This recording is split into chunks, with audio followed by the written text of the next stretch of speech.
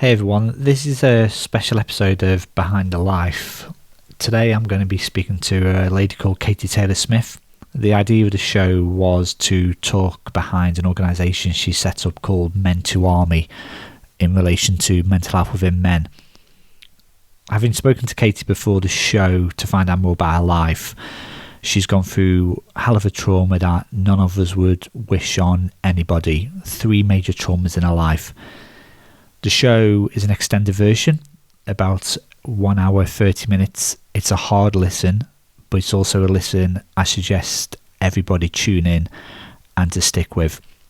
It really does make you think how lucky a lot of us are to have and lived a normal life. What Katie's gone through and how she's turned her life around is nothing short of inspirational. Anyway, over to the show. I hope you enjoy it.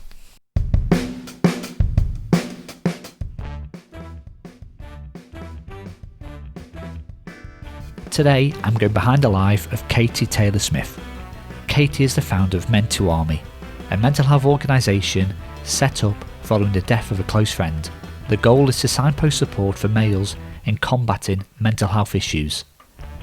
Katie has also come on a long personal journey over recent years, battling her way through cancer, becoming a mother of 3 children, going through her own mental health battle, and also survived the Manchester bomb attack back in May 2017.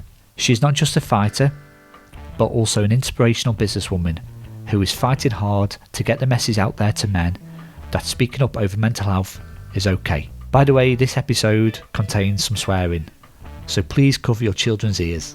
Ladies and gentlemen, this is Behind the Life of Katie Taylor-Smith.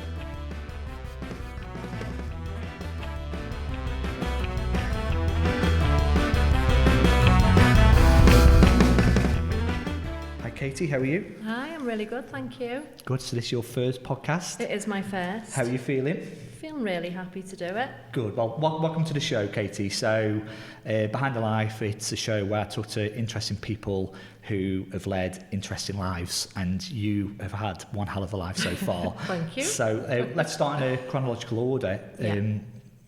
Tell me where you're from, what was your upbringing like as a child? Okay, so originally I'm from Huyton in Liverpool, where my mum grew up. She had me, and we moved over to the Wirral when I was about 4. She also had another daughter from a previous marriage, so I had a sister, but my sister stayed in Liverpool with her grandparents at that time because it was 2 different marriages. So yeah, growing up in the Wirral, nice happy childhood, got to see my sister every weekend, got to around the age of 9, just bobbing along.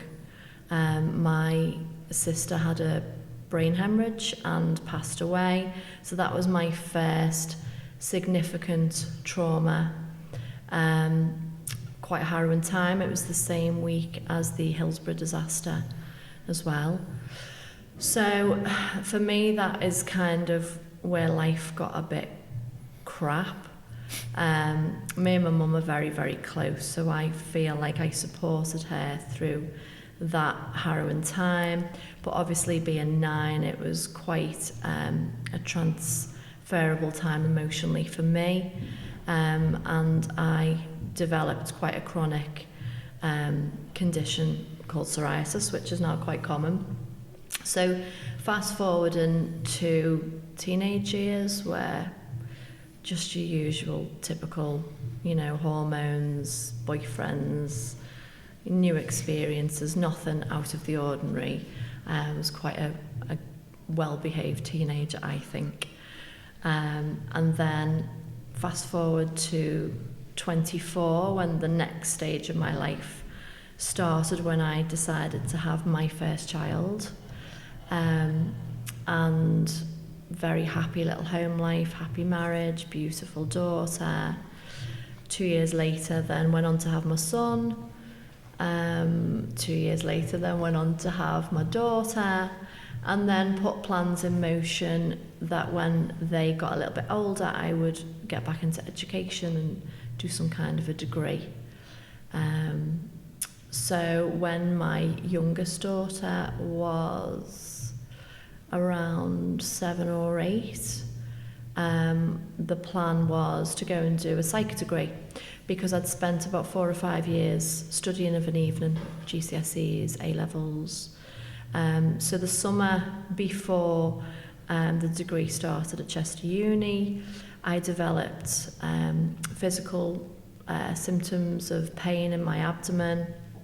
Long story short, had to have surgery, a full hysterectomy, thought life was a bit crap because I no longer could extend my family. That choice was taken away. But that was quite a short-lived feeling, because 4 weeks later I found out that they'd found cancer. So I was more concerned about staying alive than having more children at that point. So what type of cancer did you have? So I had ovarian cancer, stage 2. And the day I went to have my, what I thought was a checkup, it was sitting in a room with 3 healthcare professionals. And I always laugh about this, because I was trying to show them the scars where I'd had my operation. And the room was very kind of quiet and still, and they were looking at me quite strangely, and I said, well, I'm just, showing you that I'm physically fine. And they said, I'm really sorry to tell you, but you've got cancer. So I'm conscious now that I'm smiling about that, because it's the most random situation that a person never expects they will ever be in. And it almost seems like it wasn't a real situation, because it's something that happens to people in the movies and on TV. And it was quite funny for me now looking back, because I'd gone there naive, like, oh, hi, check out my surgery scars, and, how am I doing? Because I knew within a matter of weeks my future was uni, this is where I'm going. Cancer wasn't part of that plan, so it invited itself when it wasn't wanted. So how serious was the cancer? Well, it's a bit gross, the story, to be honest. When they did the surgery on me, they found that my ovary, my only remaining ovary, because I had one taken out the year before, it had a 3-pound tumour, and it had gone gangrenous, and it was blue, and it was suffocating the ovary. So it was pretty angry, the situation. The cancer went from stage 1 to 2 very quickly in the time that they'd found out I had the cancer and invited me in to tell me. So within a matter of weeks, it had gone to stage 2. I just then went for my next check at Liverpool Hospital, and they said, it's not the most aggressive, but it's not going to get any better, because it was actually on the outside of the ovary, so it wasn't contained, basically. But because it was so surreal, and I'm quite a pig-headed person, I suppose, it was kind of annoying me, because I had plans to go to uni, and I'm quite a hard worker, and that was something that was going to delay progress, and I like to progress personally. So my concerns to the surgeon were not about having an operation to remove this cancer and to see where it had spread to. My concerns were, well, will this delay my plans? Because if I'm going to die, I need to speed up even more, because I am going to do these things, because I do everything I say I'm going to do, or I try. So moving forwards from that, I had the operation for them to, they did a complete full hysterectomy, because the type of cancer I had, they said that it was so rare, there was no chemo that they had developed that could tackle that. So it was remove everything. and then just cross your fingers. So. Wow. And how was your recovery? I'm trying to think back because it feels like it was a different life. My recovery physically, absolutely fine. I'd say within the 4-week period, I was at uni, standing in the queue with all of the students. I remember I had to have my jeans open because my tummy was quite swollen, and I had an infection as well from my wound, and I just thought, oh, well, that's just sod's law. But I just stood in the queue, I signed my forms, I joined the degree, I just bobbed along. It was more people around me who I was trying to not emotionally bury, for want of a better word, because for me, I felt fine. For me, the day I got the diagnosis, looking back now, I do feel like a part of me was buried, it died. When you get that diagnosis of cancer, it's a death sentence. It's a word no one wants to hear, isn't it? It's got so much power. They need to change the word because it doesn't deserve to have that power, but it does. It frightens people. And my way of dealing with that was, I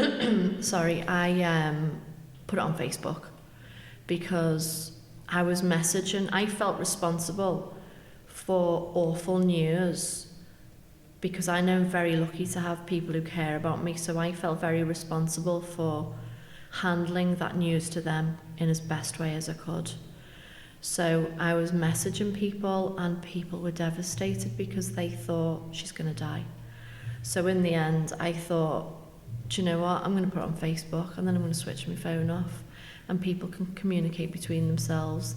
I felt like if I relieved myself of such toxic information that in some way it would be a bit of relief for me and it wasn't just something I kept to myself. Don't know how that worked out because within about a week the outpouring of support was wonderful, but the amount of flowers in the living room when I was sitting on the couch and just thinking I feel like I'm at my own funeral was really difficult. So I just was in a bit of a dream-like state. So yeah, physically I healed fine. I went for my checks when I was supposed to. I relived the thought of, has it come back? No, okay. We take one day at a time. Physically I felt the same. I'd gone full-blown into the menopause, which wasn't great, but I don't feel like I've ever suffered from it. Maybe other people around me may have. And you mentioned physically a couple of times. What about mentally? How did that impact you? This is where it gets really interesting, I think. So mentally, so luckily I started the degree not long after, and I was full blown into studying other human behaviour and distracted to the max with deadlines. When I got to the third and final year of the degree, I remember sitting in the bath and just crying one day because I couldn't bear the thought of coming to the end of a period which had kind of saved my life, I felt, after such a heavy diagnosis, because it being such a huge distraction looking at other humans and studying their behaviour, I was able to not focus on myself anymore, and with that coming to an end, it was almost like I was going through a grieving process early. So that manifested its way in crying constantly. Interestingly, I remember trying to get out of the bed one morning and I was so heavy physically, and so the chronic pain that I had physically, I was like a snail. I was unable to move. I was brushing my teeth one day and I was crying because my arm was hurting from the motion of trying to brush my own teeth. And I remember going to my mentor at uni, who was a professor at Clatterbridge Cancer Care, and he had worked with people who've gone through similar experiences. And he had warned me about this period of time, like a 2.5 year period after cancer diagnosis, where you can feel like you've been hit by a truck. And for me, that's exactly what happened. So because I felt like I was coming to a slower period where the distraction was all going to be over, all of a sudden I had time to stand still and reflect on what the hell has happened. And it was not very nice, because distraction is wonderfully powerful, but when you haven't got distraction, it can just dominate your thoughts. So I really struggled to get through the final part of the degree with the energy. My energy was gone, and a friend of mine said to me, just come to the gym with us one time. So I went for 3 days on the run to my local gym at 6 a.m, and on day 3 somebody switched the lights back on in my brain, and I just remember thinking, I can never not come here again. I have to come here every day because this has just saved my life. Mm-hmm. So. And how were your children during the time of your cancer? You know, can you remember the time you had to sit them down and tell them that mummy's ill? Yeah, I remember sitting in the car at the local shopping retail park, and I remember sitting there thinking, I haven't told them, but they must sense things have changed. I have changed. I'm a different person, and I need to tell them. I need to be honest with them, because if I can educate them on, oh look, you know, I've got cancer, but I'm still here. So for me, I was concerned of if they ever had that in their future, which was a consideration. Now I'd invited it into the family, I felt, because I'm the only person in the entire family who's ever had cancer. So I thought this could be something in their future. So it's really on me now to speak to them and make them feel like this isn't a big deal. We can get through this. Cancer isn't that strong to put so much fear into our family. And I do feel like for the younger two, who would have been around, I think Tilly was about 6, and Harry would have been around 8.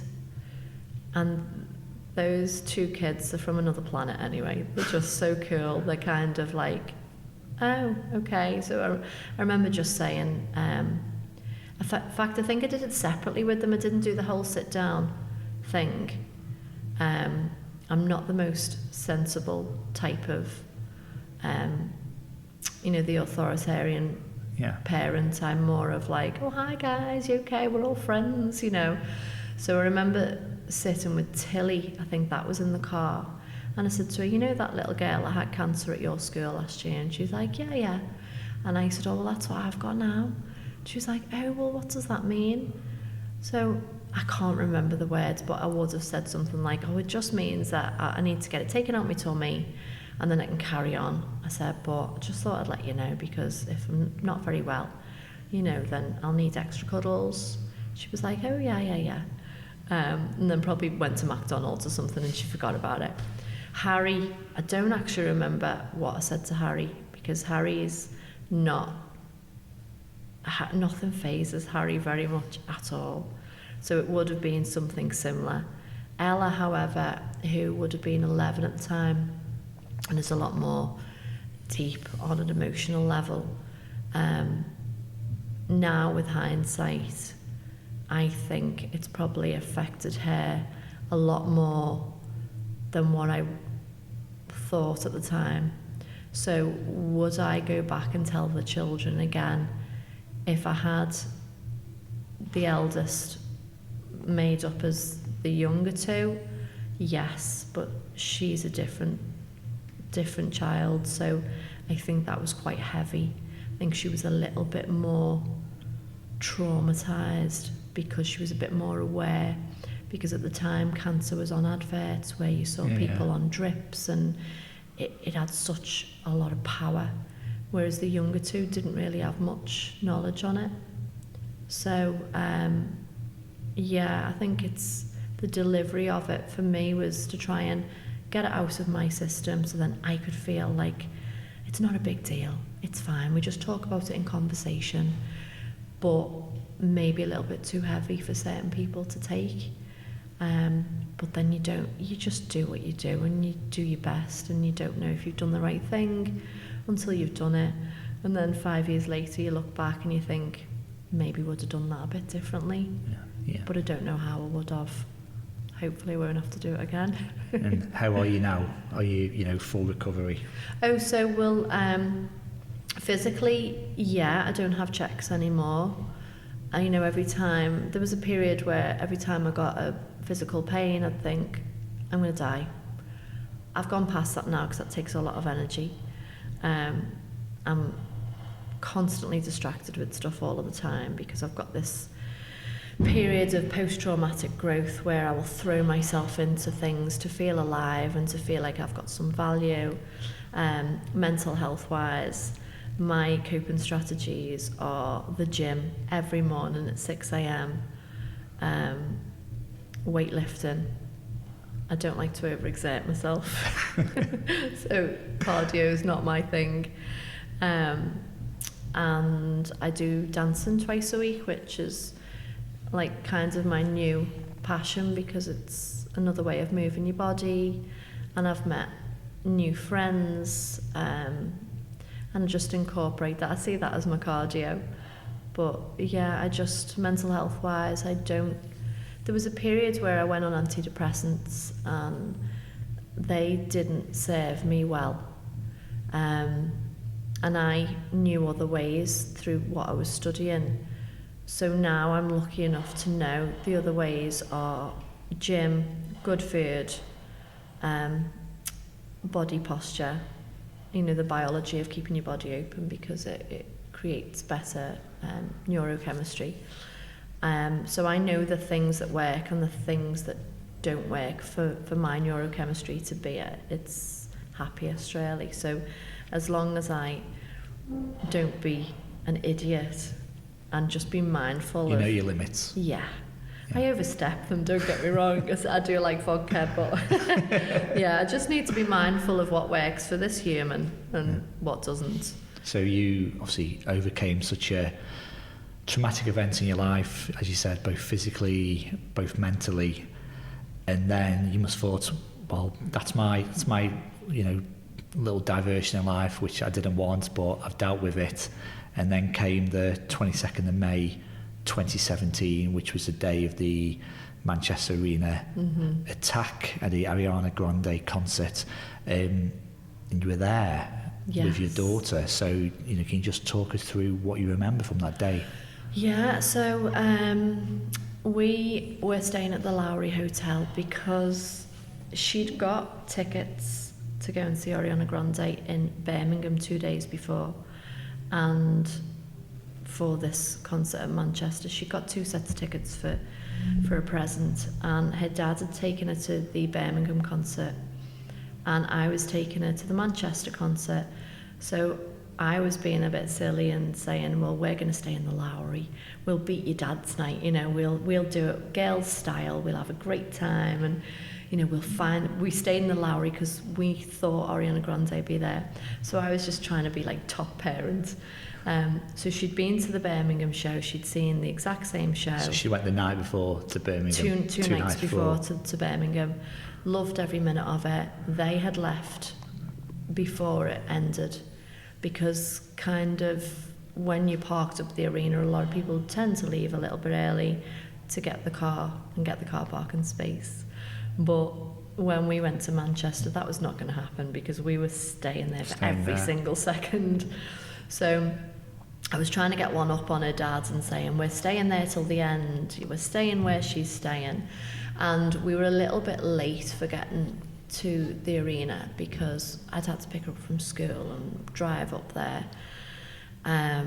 We had our t-shirts on, we got in the arena, we watched the concert, and then Ariana went off the stage.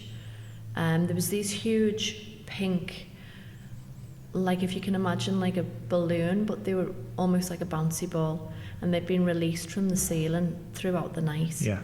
And as weird as it sounds, I think as a parent you tend to risk assess wherever you are.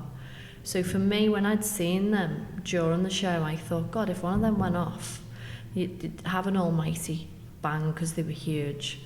So when she'd left the stage and gone off, these things were still floating about. And you had like the tech staff who were moving equipment around. Everything was very fast. And then you heard bang, bang. And I just thought it was these big balloons, because I seen speakers and balloons and things getting moved and the lights were on. So it was all very fast. But then what I heard was, it's a gun. And then we were to, if you can imagine, the stage is on your right hand side, and we were looking over the other side, where you've got thousands of young teenage girls, and they were like a swarm of bees, where they were running backwards and forwards screaming. I've never seen anything like it in my life.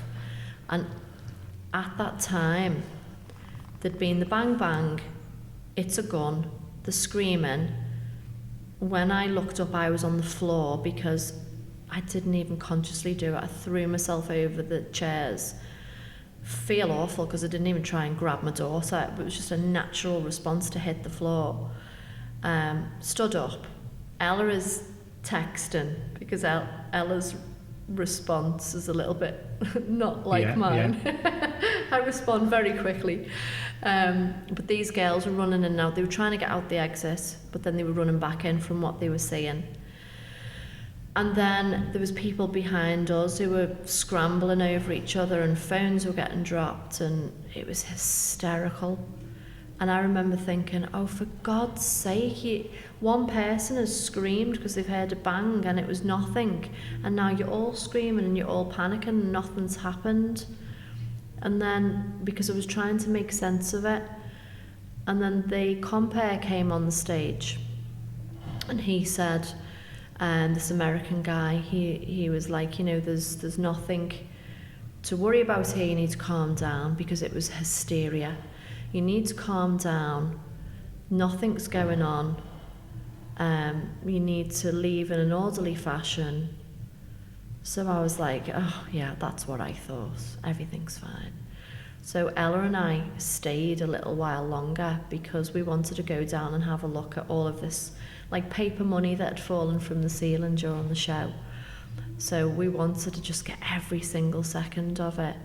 So then when we did eventually leave, I remember going down the steps of the MEN, and there was like clothes on the steps, and I remember thinking, that's a bit weird, because you see, you know, like sleeping bags from where homeless people have stayed, and you typically are familiar with things you'd see that are just lying around, and this was like shirts and tops, and now looking back, I think they were maybe blown from people, and that's where they landed.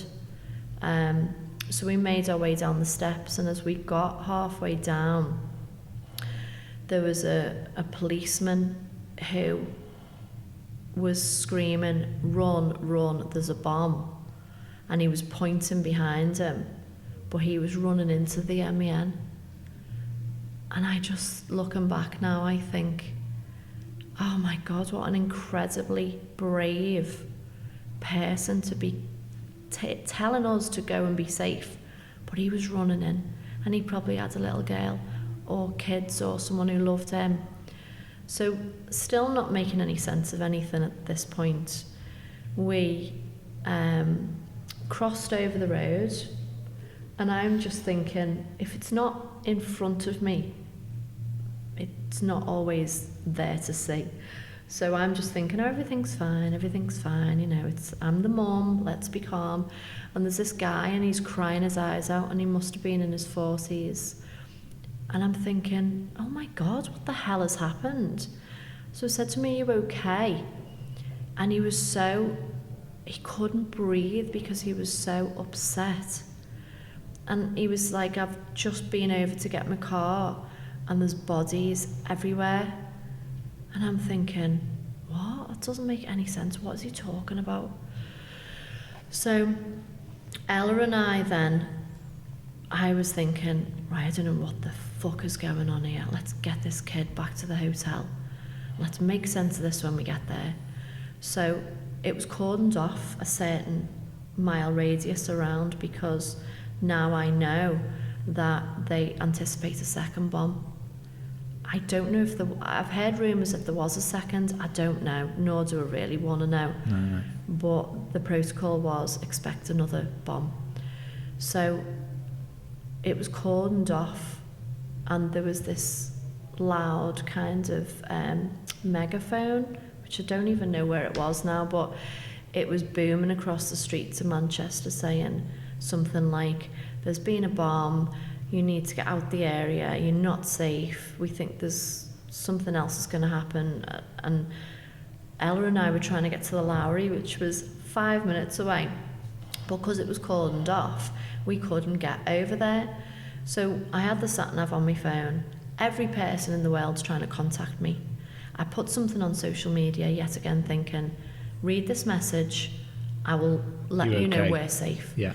So Ella and I walked around Manchester for what felt like eternity, to the point where every time we walked around and the sat-nav on my phone was trying to bring me to the Lowry, it was bringing me via the MEN. So that was quite traumatising, because every time we came back, there was victims being brought out. There was people who were in like a zombie-like frame of mind, where they just looked physically like zombies, and their pants were ripped and they were bleeding, and there was ambulances, and there was fear on, you know, paramedics and police people, and it didn't make any sense. It was a movie. We were in a movie. We were in a movie. That's all I could think. But I was petrified, because I thought, I've got to keep this child safe, and my ability is limited here, and I'm the type of person who thinks I'll live forever. You know, I can get anything sorted. I can do anything that needs doing. But I remember eventually we got to the Lowry, and we'd had to take our shoes off. Of course, I'd gone to this concert in a pair of heels because it was 5 minutes down the road. My feet were so badly bruised and cut, and we went to this shop, got snacks, went to the Lowry, got on the bed like, oh God, my feet are killing. Put the news on, and what we saw on the news was so traumatising. Yeah. I said, switch it off, because I can't comprehend that we've just been involved in that. So we switched it off, did a little bit of social media because people were panicking.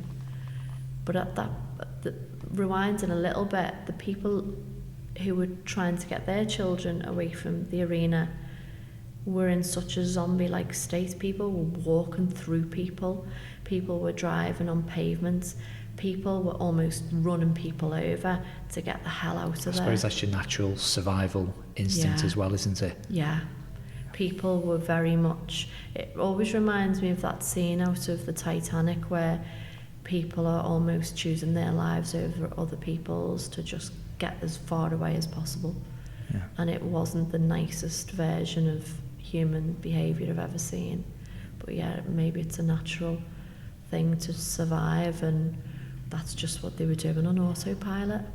So when did it eventually hit home for you? Because obviously you suffered PTSD following on from that. At what stage was almost a big bang like?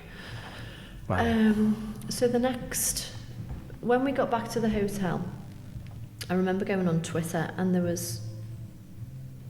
I was engaging with people who don't really seem like real people. Like, there was celebrities in America I was speaking with on Twitter and thinking, these people from across the pond, the world is talking about something that's gone on tonight in a place where I was, and this is the most surreal experience I've ever had.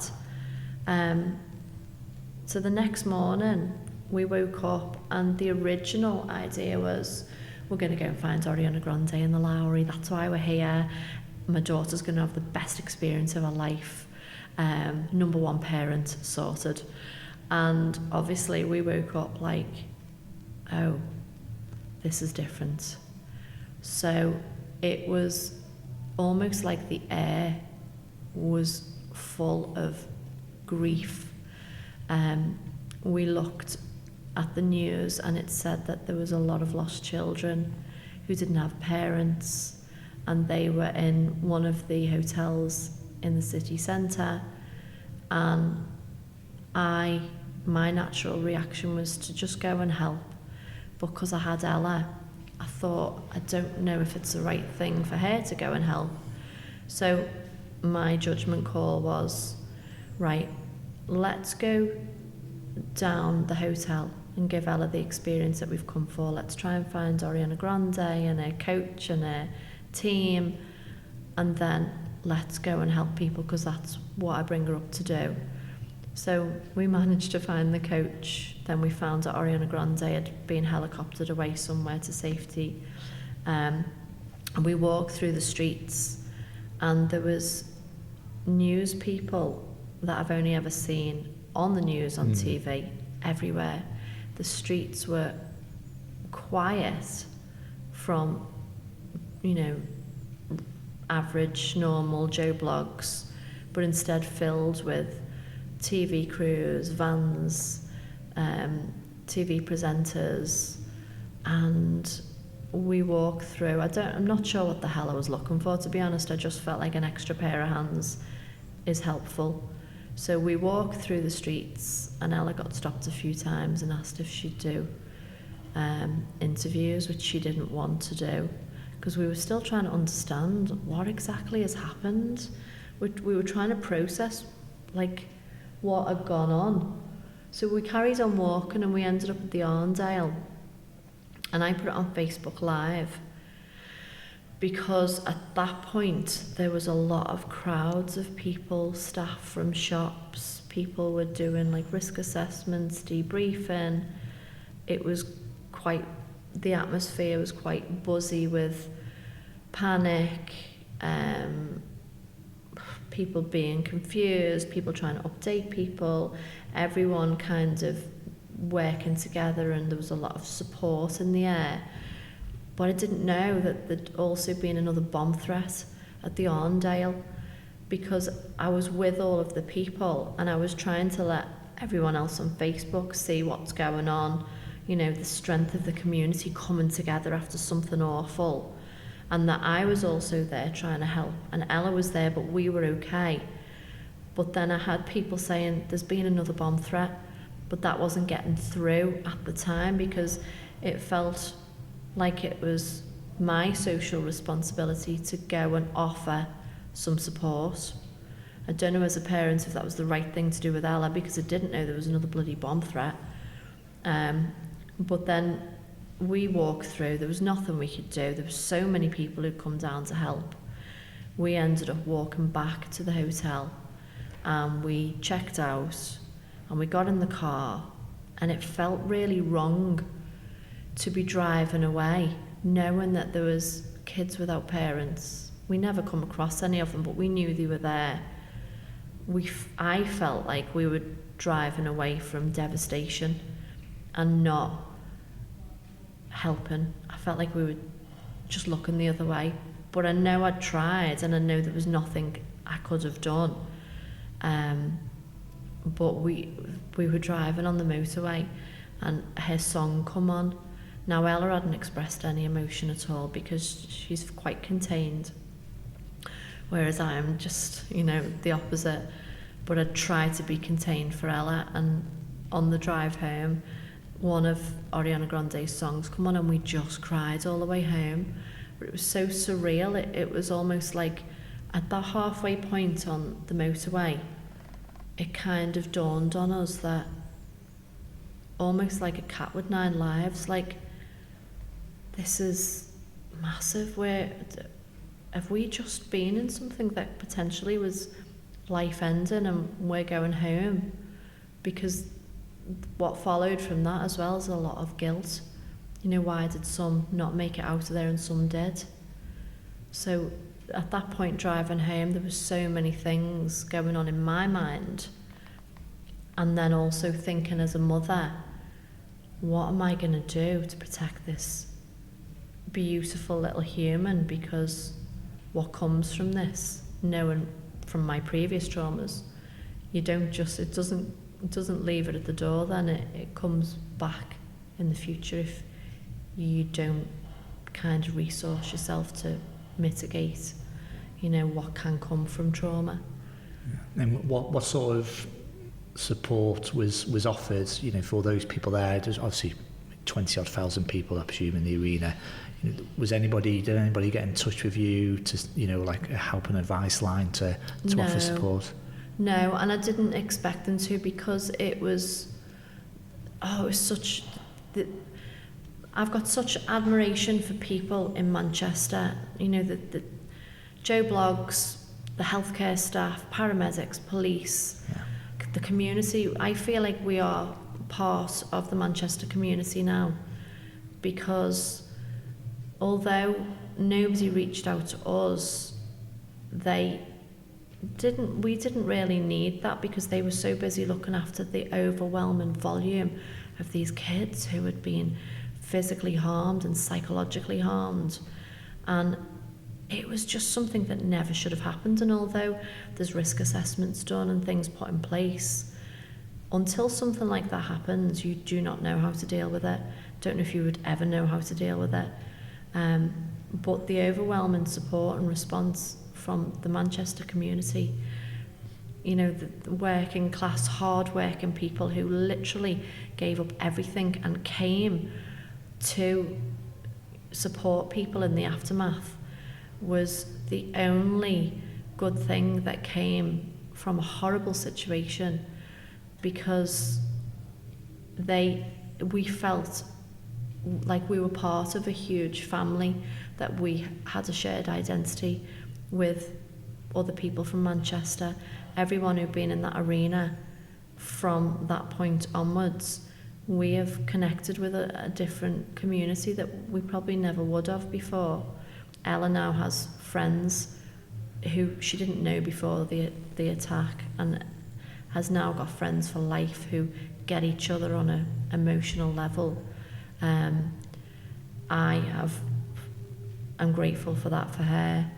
But we do go back every year, and we commemorate, you know, the kids that lost their lives, and it's a very profound experience, because if everybody from every walk of life comes together and they just hug each other and they just stand by one another, and it's only when something like that happens that you see the goodness in human beings. You know, nothing else is important other than just human kindness and standing together. So for us now, we feel like we are part of this huge family with people that, you know, some we've met, some we haven't met. We're not, you know, we haven't been contacted by anyone in a professional way, because their attention was to the people who needed it most. And I just admire how much they supported the children and the families and the relatives. And we were lucky enough to not need that support, I feel, because we were lucky enough to drive home, you know, get as far away as possible and just come home and go, whoa, what has actually happened, and watch it on the TV like everybody else after the fact. But that led to you developing PTSD over time. Yeah, well, I never got the diagnosis of PTSD, but I studied masters in PTSD because of the bombing. I wanted to know more about psychological trauma. So since studying that and recognising that I still have symptoms of PTSD, I chose not to go and seek a diagnosis, because the nature of my being a mental health expert and the view I take is trauma-informed mental health, is that human experiences happen to all people, and we react in normal, natural human, emotional ways. So I didn't feel debilitated to the point where a diagnosis, I feel, would have put me in touch with a service that I wanted to. I chose to go through education, and I was mindful of mental health, illness triggers, suffering from depression and anxiety previously. So for me, a diagnosis wasn't something I wanted to have. I wanted to just educate myself on what is this, what's happening to me. And at first I didn't actually even consider PTSD, because that was something that happened to soldiers in the war, and I hadn't been in a war. I had no right to be stressed because I've just brought my child home and she wasn't, she was still alive. But I remember standing in Aldi a few weeks later, and it was the weirdest experience. I was looking at the conveyor belt where the food was, and to the left of me there was somebody standing there with a gun pointed at me, and as soon as I seen them, I jumped like 10 feet in the air. And it was just somebody putting their food on the conveyor belt. And because I'm trying to distract myself, I study, I work, I've got 3 kids, blah blah blah, I don't keep still. For moments when I do keep still, that's when the PTSD symptoms come and find me. But for me, I'm lucky enough to have a very, very busy life. For some people, they would advocate mindfulness and getting yourself to a place where you're calm and you can work through symptoms. For me, I don't want to do that. I like to be active and busy, and I am kind of addicted to a certain level of adrenaline. So although I recognise symptoms of PTSD for myself, I don't feel like they have a massive negative implication on me. So I'm grateful for that. Whether that will change in the future, I don't know. It's not something I really think about. Obviously, subconsciously, then going on to do a master's in PTSD, it was obviously something that I needed to better understand. So now I do have some concept of, okay, you probably could get that diagnosis, but we've moved on a few years now, so I don't know what it would do differently for me if I had it. So your treatment, as you said, keeping busy is how you treat yourself, not falling into, getting the symptoms of PTSD. How is it when you do have downtimes, to say, you have a summer holiday for 2 weeks? Are you by a swimming pool on a sunbed person, or you're like, come on, we've got to go for a walk? I can get to that point. I can definitely get to that point, but I naturally, and this is me being as honest as possible, I naturally wake up in the morning around 5 a.m. because I've trained myself to get up and go to the gym, because naturally I used to wake up and feel extremely low and extremely dark, and I was able to think, if you trained yourself to get up and just brush your teeth and then just get dressed and take it slowly, you can then get to the place where you can change your day before it starts. So holidays and things, I can get to a place where I'm a little bit less active, but I really don't like it. I'm not comfortable with it. I've become a little bit of a harder person on myself. I do traumatise myself quite a lot. I don't know why, but I like to go to the gym every day. I have this thing where every day I've got to progress with something. Otherwise, I feel like I've wasted the day. And I'm very hard on myself. I don't know if I'll ever change. I don't know if I want to change. I feel like I'm alive and I'm grateful for living. So a lot of people have said, oh, you should do mindfulness, or you should do this. And I've gone quite pig-headed, where I think, I'm going to do whatever I want to do. And if I feel alive while I'm doing it, even if that's through feeling nervous on giving speeches, or feeling anxious on doing things that people would think are a little bit out there, like I've just travelled to the Gambia on my own, that makes me feel like I'm alive and I'm living, and that's so important for my mental health each day. I could do with calming down a little bit, but then I think I've always been a little bit on that side of life anyway, because I've had trauma from such a young age. I don't know any different way to be, and I'm happy. My family life's happy. I'm progressing.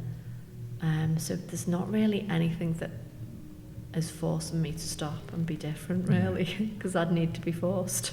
So you had those, this is a story it's got to be told, because your life shows how events can push people to a mental edge, really. And you went through those two hugely traumatic events in your life that you wouldn't wish on anybody.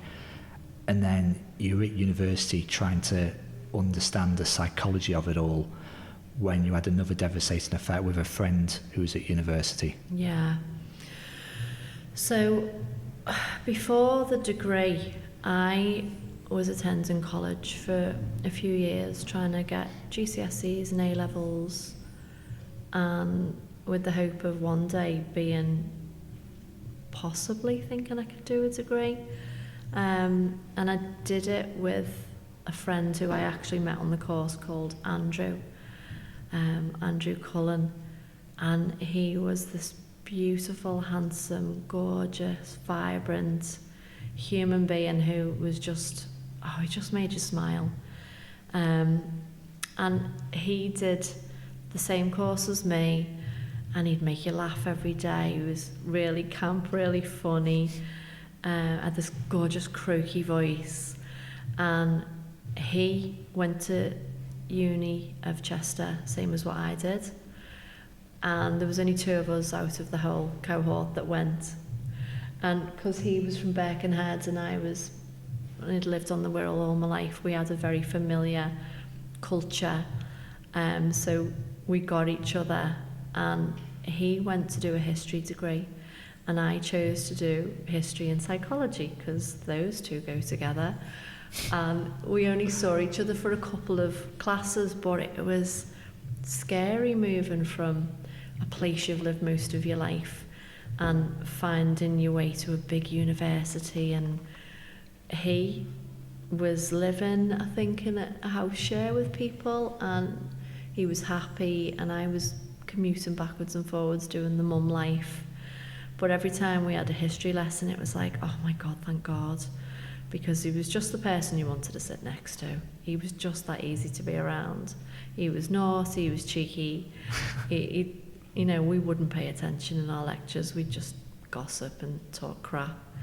And then I decided to convert over to pure psych and not do history anymore. I'd see him occasionally, and I'd see him on Snapchat more than I'd see him in the physical form. And when I finished my degree and decided to do my master's, so did he. So I was so proud of him, and I was so proud of us, because where we come from, our background didn't make it easy for you to do these things, and we were doing it.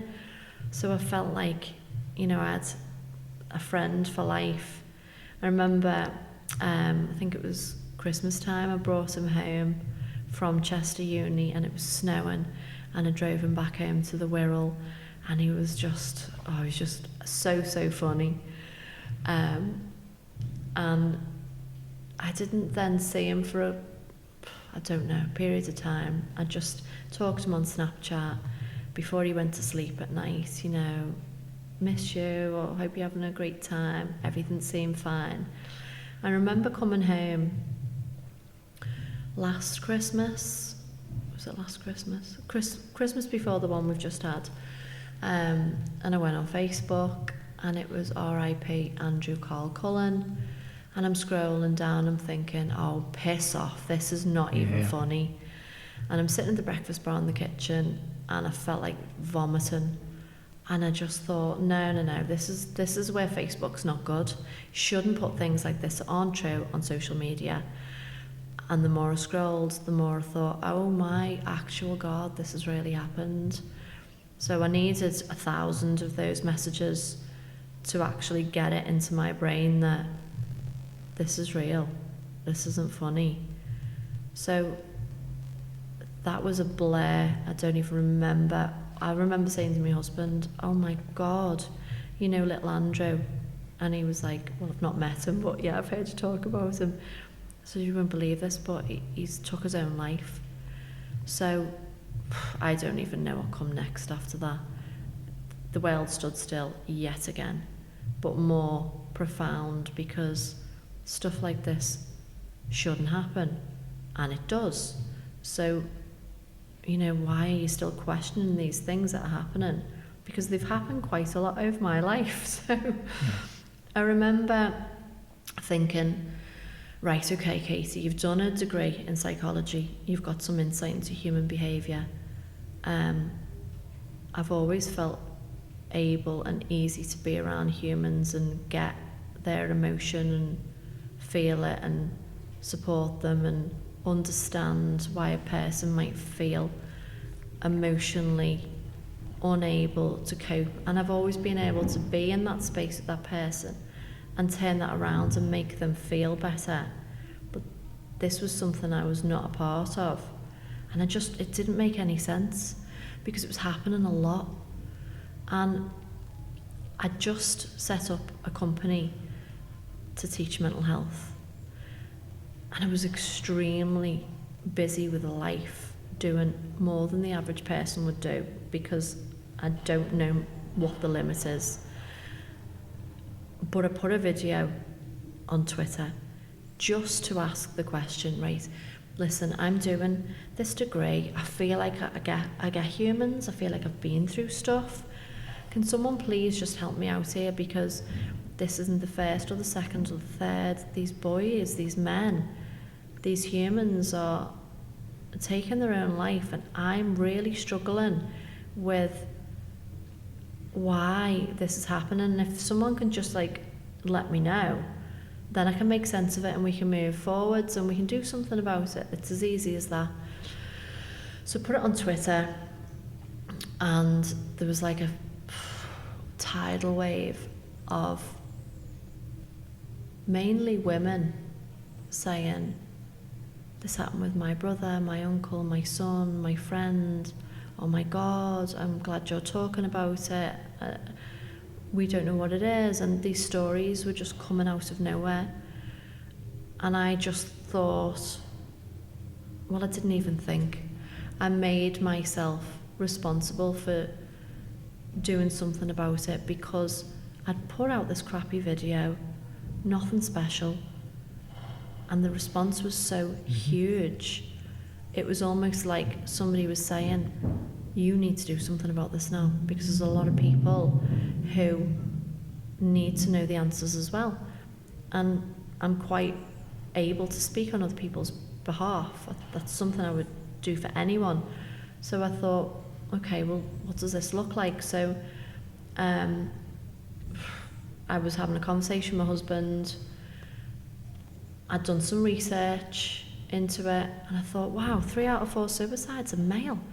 How do I not know that information? How do we not know that information? And I'd been going to a lot of events to support other charities, and what I'd noticed was, especially on social media, there'd been a lot of support for women throughout the years, rightfully so, to try and get equal rights, which I completely encourage. But a lot of social media posts are quite derogatory to men. So coupled with noticing that in the landscape of social media, as men being put out as perpetrators of domestic violence and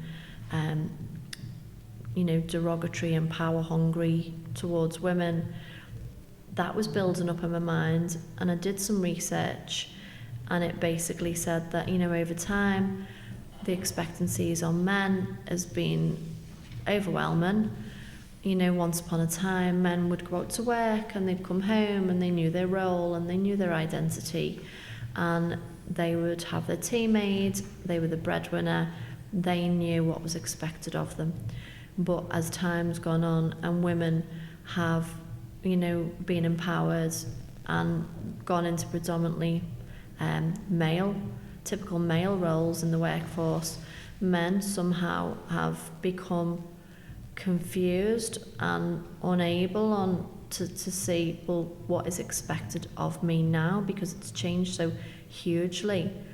And with providing the platform for women to feel empowered and feel motivated and support them, women have learned to communicate, you know, because they've had that power and that support and that motivation, and it come from a position of feeling like there was a social injustice, so it's been fired by anger and passion.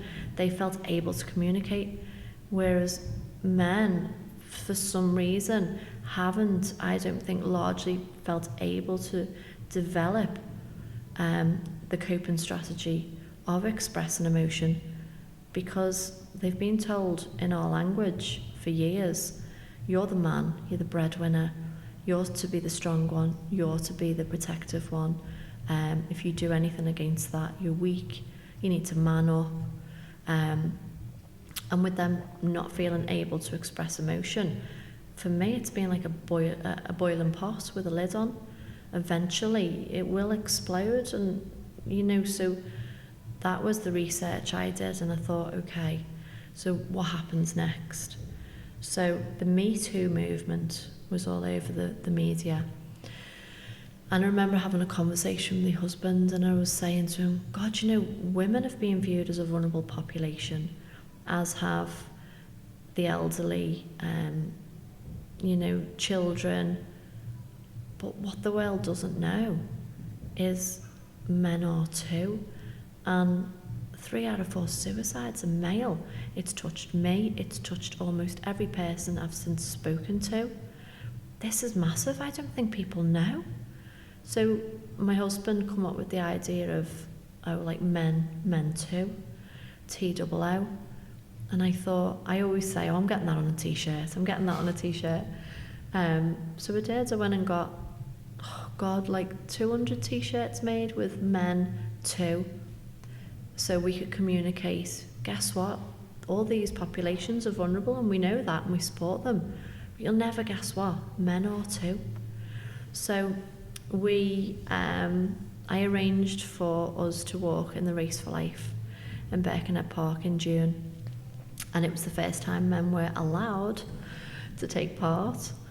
There was 150 of us with Men Too t-shirts on. How did you manage that, get the men allowed to take part? It was just something that the Race for Life had decided at that. It was so meant to be. So for us with the Men Too campaign, we signed up, but I didn't know actually until a few days before that it was the first time that Cancer Research and Race for Life were allowing men to participate in it. So that was naturally very meant to be for us, because it was even more profound and even more the world was watching, because it was the first time men were allowed to take part, and we had this male mental health campaign, and it was being run by a female. There were so many things that were so different. It got the attention that it really needed to have. And I'd like to you know, I'd love to say, oh, it's because I strategized and did all of these things in the right way, but I was literally just reacting to, you know, trying to create this message that men are a vulnerable population and read it on the t-shirt. You know, for me it was kind of the lazy way of, you know, predominantly in the past I put things on social media and people will talk about it. You put things on a t-shirt and you get hundreds of people wearing them. They will then tell everybody else what it is. So it's not just me telling everyone, because I get tired, you know, if I tell thousands of people the same thing. So we walked in the Race for Life. We were supported by loads of local companies. We're a Life magazine. Oh God, they're absolutely, they mobilised so many people and they put it in the magazine. And I remember when we all got together, and I'm giving out these t-shirts, like I'd had them printed, my friends had printed them, Carl, and he was, I don't think he slept for days because he was doing so many, and we're giving them all out.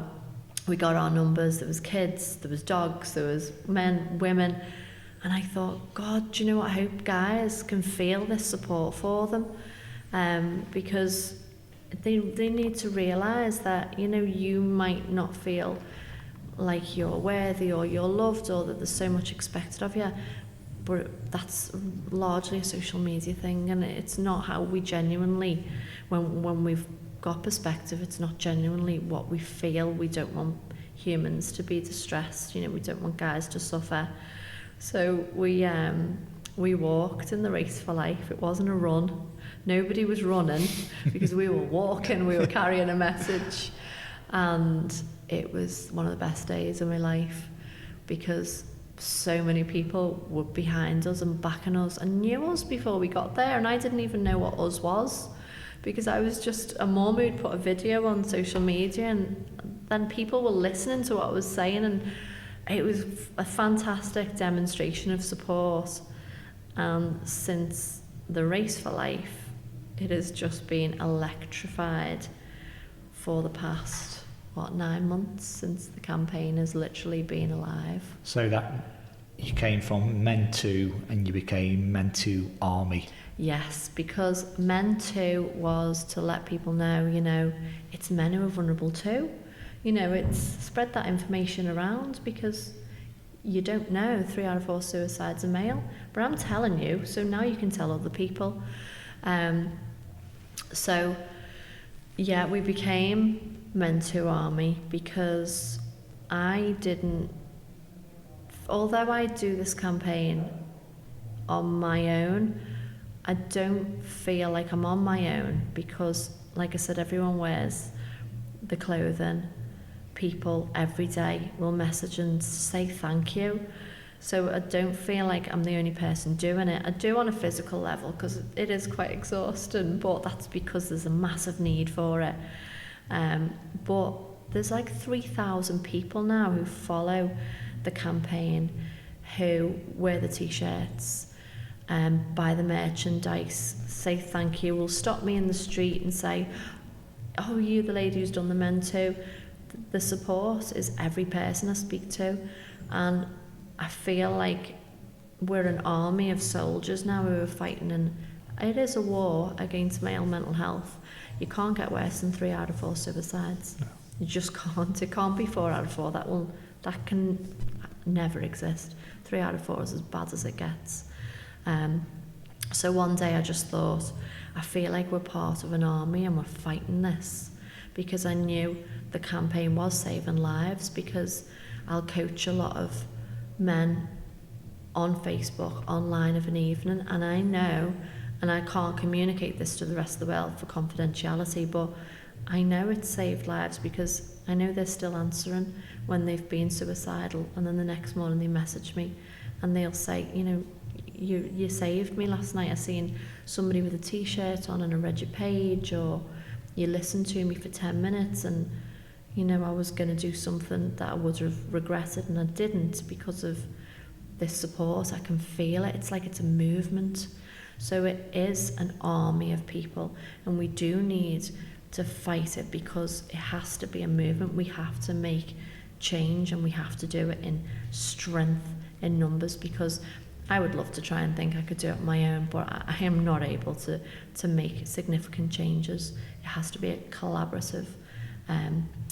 We have to able each other and be strength in numbers, so we can just demonstrate how much we genuinely care. I think that's a very powerful message.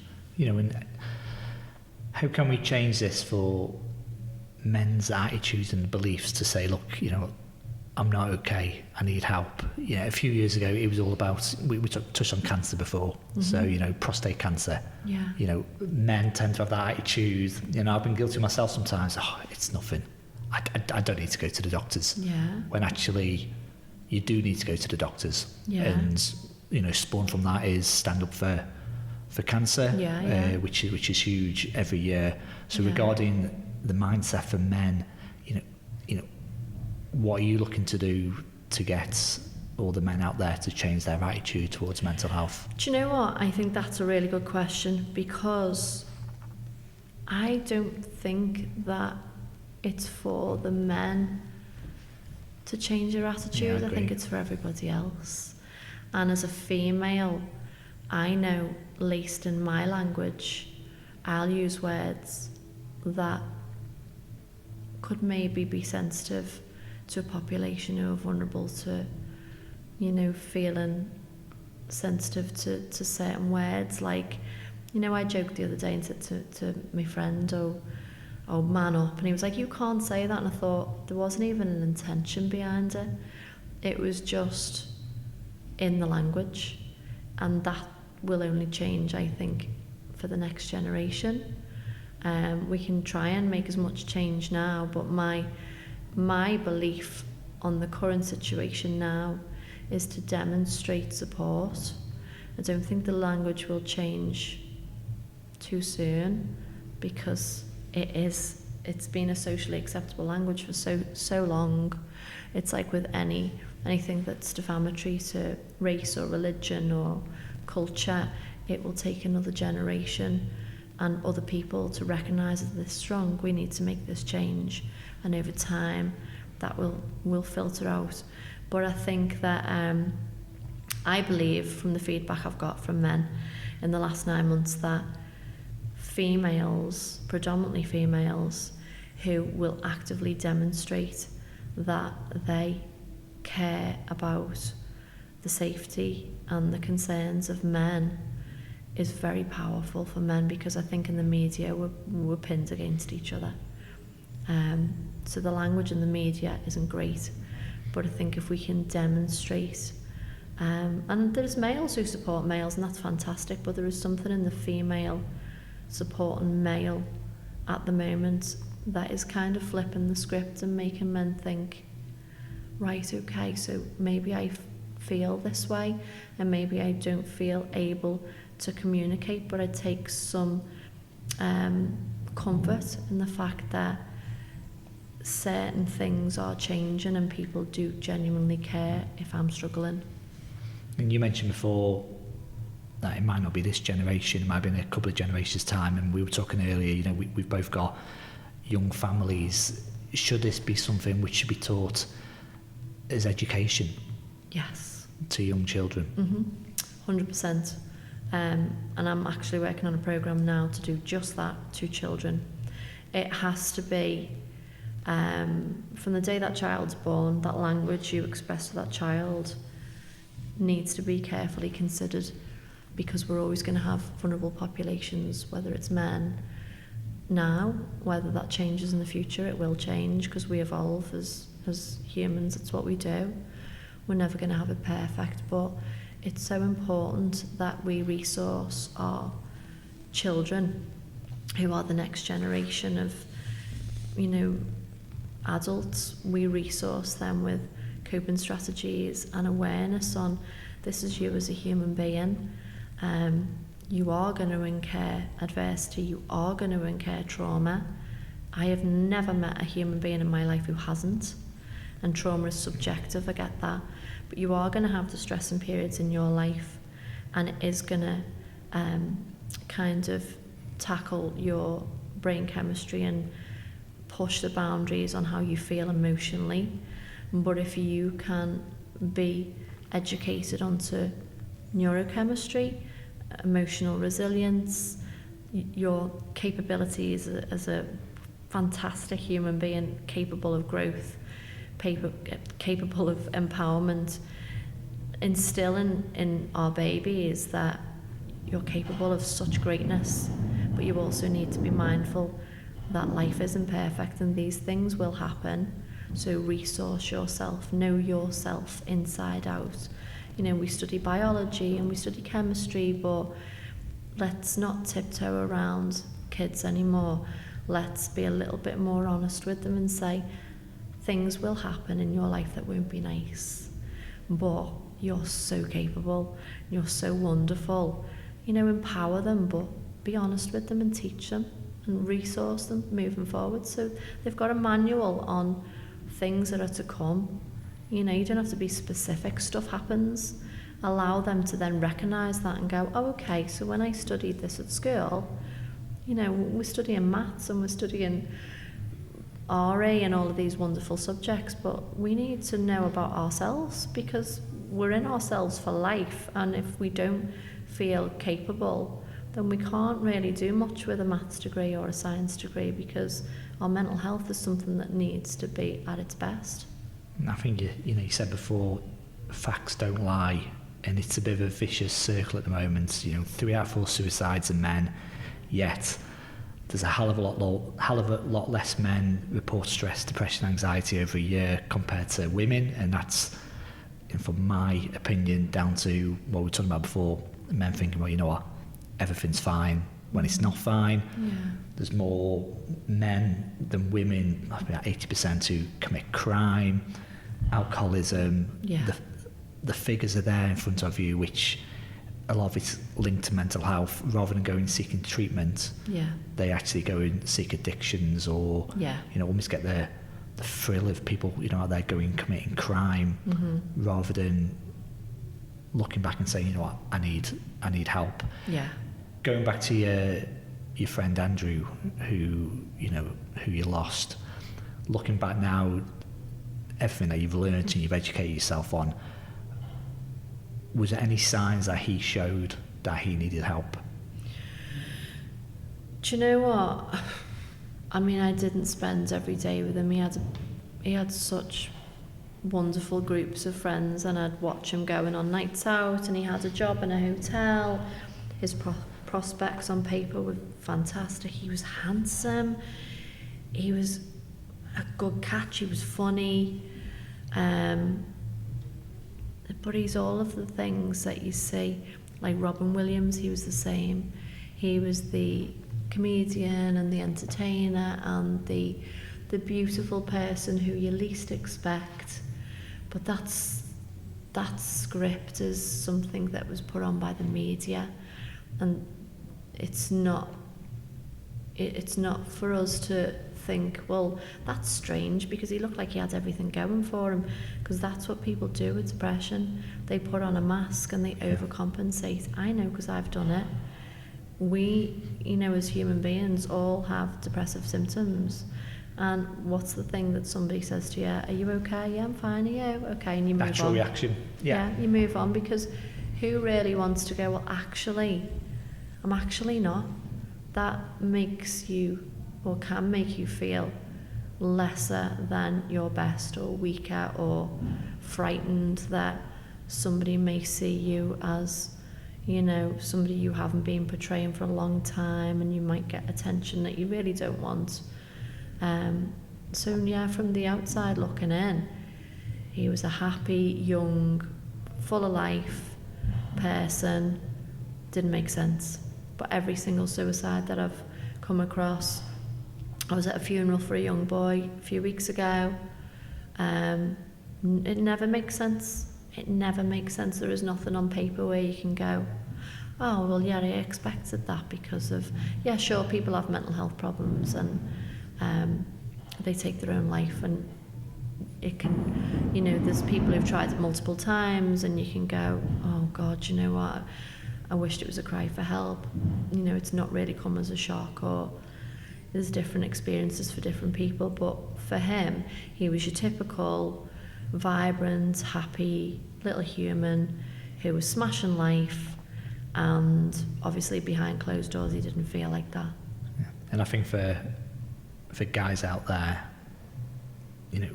we need to speak up. In my eyes, you won't be judged, but you'll be loved for it. Yeah. Just, don't be stigmatized by it. So I've been on your website, mentorarmy.com, which anybody out there, it's fantastic. There's lots of information on there, and I ask everybody to go and check it out. What are the main aims of the organisation? That's a really good question, because it's been a movement where we carried a message.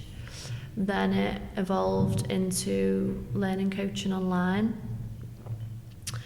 Then it evolved into a website where I thought, right, because the volume of people that were coming through for learning coaching was quite a lot, and I wasn't really feeling like moving forwards. If there's much more volume of people coming through, I would be able to cope with the demand.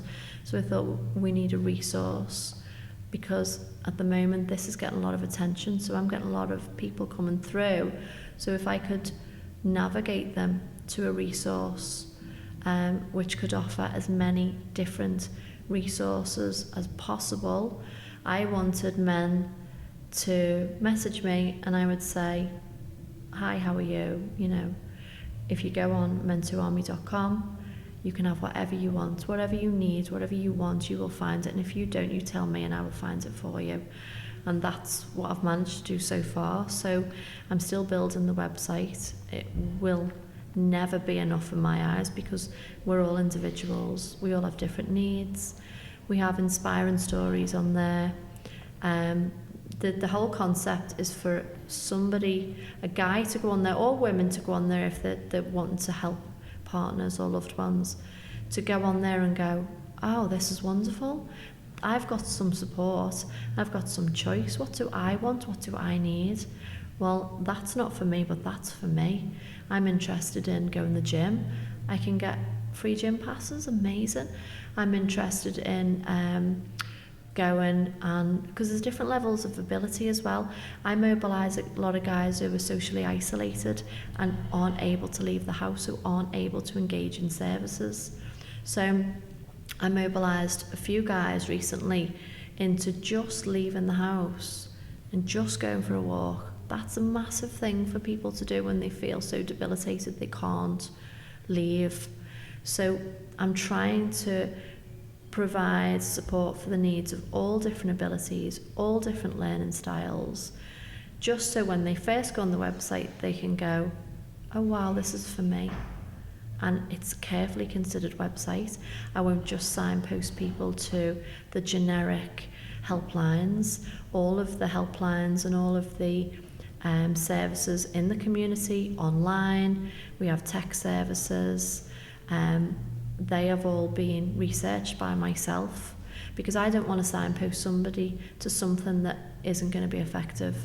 I know people who have been signposted and it's not worked out, and that's really dangerous. So I'm trying to put as many resources on that website. Sports, we have art, we have fundraising events, we have everything. I'm trying to grab these resources nationwide, on the Wirral, Merseyside, everywhere, anyone, and put it all on the website. So you can go in and be like you're almost in a supermarket and you have free choice on there to pick whatever you want. It's not going to cost you money. I'm not going to force you to do anything you don't want to do. You're not going to be judged. You're not going to be stigmatised. And you can go on there in confidence and choose and pick and have choice and feel like you've got some control in moving forwards, because a lot of guys feel unable and like they've got no choice or control. So give them that, let them see that that's there, and let them see the volume of support out there for them, so they feel that, okay, I might have these negative feelings, but this is kind of demonstrating to me that how I'm feeling might not be based on true facts about myself. So this is all there for me. What do I want? What will help me? And then let them choose. And how can people go and support your organisation? So we sell the merchandise on the website, which is very popular because it's quite fashionable, it's quite funky. It's Men2Army. What sort of merchandise is it? So we've got hoodies, we've got caps, we've got bags, we've got t-shirts, we have Men2Army gin, and we can put anything. Everything has had Men2 on it. I've had so many things, but people will buy the merchandise, and then what I've noticed is it raises a small amount of profit, which has been able to sign guys up to mental health qualifications, which has been fantastic.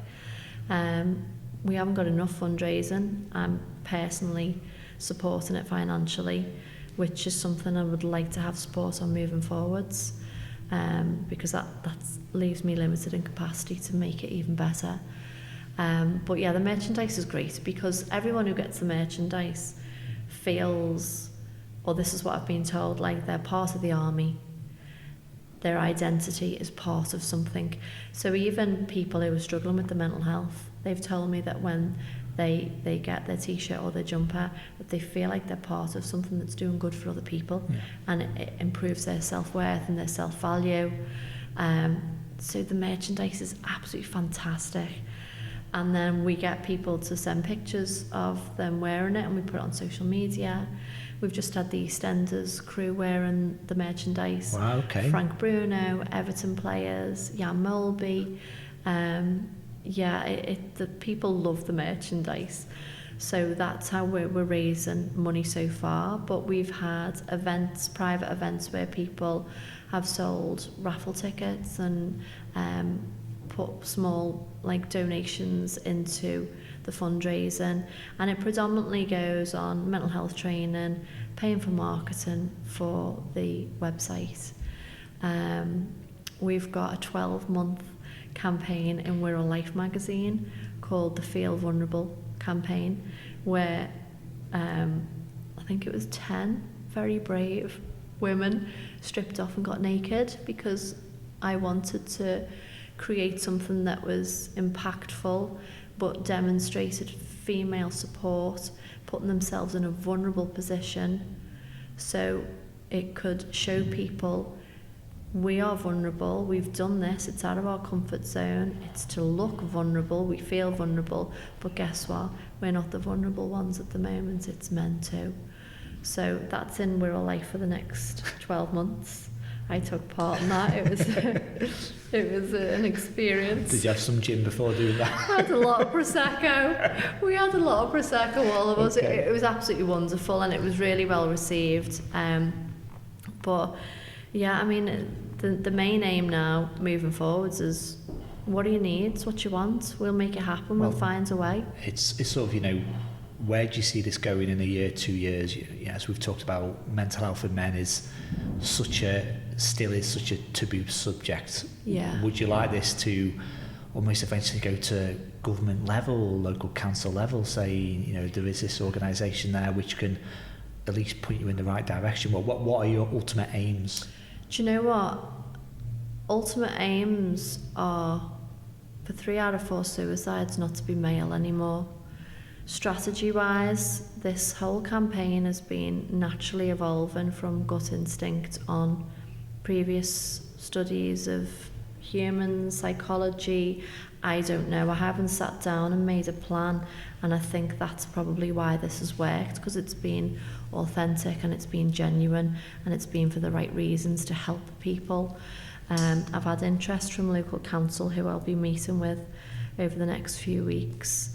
I'm a very visual person, so all I know is this is making change. And if I keep working as hard as what I am, and I keep getting the support that I'm getting from other people, then it will make even more change. So if it's saved lives so far, surely that will save even more with the more people that join the army and keep supporting it, and we keep moving forwards and we keep creating this. It's a movement. It is a movement for change, as was, helping with women to gain equal rights. That's still an evolving movement, and this is an evolving movement, and it's very rapid. And I do think in my lifetime I will see those suicide rates come down. But it's all about communicating the message that you're not on your own. Maybe we don't understand your individual reasons for feeling the way you do, but you don't deserve to feel that way, and we will support you. It's got to be a we. We've got to stand together. Otherwise, we don't have power in numbers. We can't make change. I'm sure your friend Andrew's up there looking down on you thinking, she's bloody done good there. I hope so. Very I think proud. So, yeah. So for all the men listening out there, what message do you have to give to them? I feel personally like I should apologise, because I feel like we as society have used the wrong language, and we didn't know it was wrong until it got to the point where you guys felt quite restricted in your ability to offload your feelings. I want guys to see that females aren't against you. None of the females I've met are against you. We've been pinned against each other in the media. That's even worse now on social media. but it's not real life. And I just feel that if you can see the volume of female support that you have, as well as the male support, which is equally as important, but I think it stands out more as female support and males' rights, because we've been pinned against each other.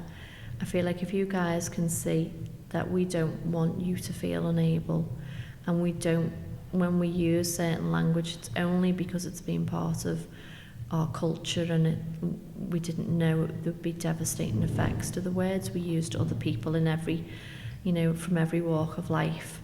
But we want you to know that we do care about you, and you should feel able to speak. And do you know what? If you don't feel able to speak, I also understand that. But please find some other way of getting that negative emotion and that negative feeling, which isn't based on any evidence of you as a person. Try and find some other way of expressing that. You don't have to be forced to talk. You can get that emotion out in other forms. Go on the website, message me on Facebook. There is always somebody who will navigate you to a place of safety where you feel like you can offload, feelings of despair and angst, and you need to get that out of your body because it's toxic at the end of the day. Yeah, really living and breathing this at the moment, aren't you? Yes. 100%. What events have you got coming up, say, in the next 6 months? Which one are you really excited about? At the moment, we've just had a fundraising event. We're doing a few social club events that are coming up that I'm planning in the diary, but the next big event will be the Race for Life in Birkenhead Park. There's a lot of pressure because there was 150 of us last year. There needs to be double that amount now. We need to show our boys exactly how many of us that there is. Even the boys who don't feel able to come down, watch us on Facebook. This is all for you guys. And as of today, managed to organise a Men2 Army black and white ball in the Hilton in Liverpool in September.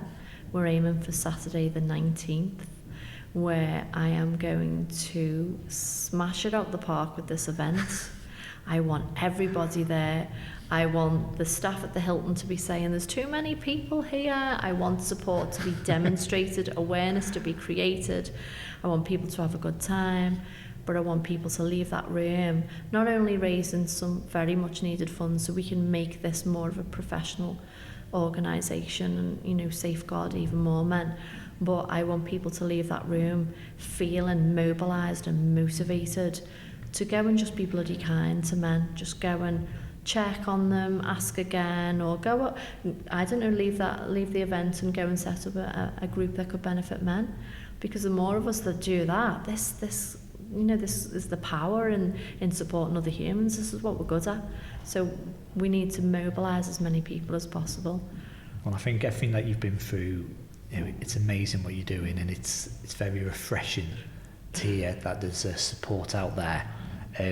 One final question: if you were setting a real army up, and you could have anyone to be the field marshal, which is the highest ranking person in that army, who would it be and why? Anyone in the world? Anybody. Well, you must have got a sense from me that I'm a control freak, so it would be me. Who would be your deputy then? I'm quite motivated now. I always have these talks and I feel like I could go and do a 10-mile run because I'm full of energy now. I don't think anybody could have as much energy as what I have for this cause. I'm sure they would try, but I'm sure I would try and out-try them. So yeah, it'd have to be me. Katie, thank you so much. You've had a remarkable roller coaster of life so far, and I wish you and the Men2 Army the best luck in the future. We really need to raise awareness more for mental health in men. Yeah. So thank you so much. Thank you very much. Thank you very much. And that was another episode of Behind the Life podcast with myself, Adam Lambert. Please give me a follow on Instagram at Behind the Life podcast, Facebook Behind the Life podcast, and if you're listening to this on YouTube, please hit the subscribe button below as well as the like button. I'll be back soon for another episode. For now, take care.